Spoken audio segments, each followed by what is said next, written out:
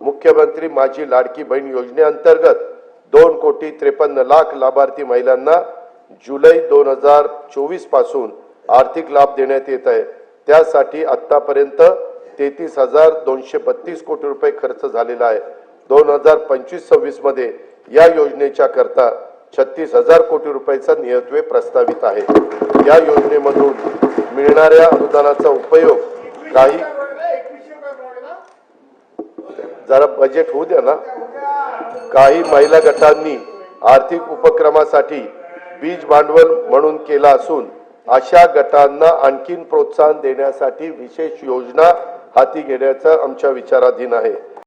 Comscore नुसार आता isakal.com आहे देशातील नंबर 1 ची मराठी न्यूज वेबसाईट।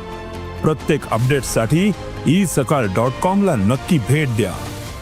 दीनदयाल अंत्योदय योजना राष्ट्रीय ग्रामीण उपजीविका अभियानाअंतर्गत सुमारे 22 लाख महिलांना लखपती दीदी होण्याचा मान मिळाला आहे।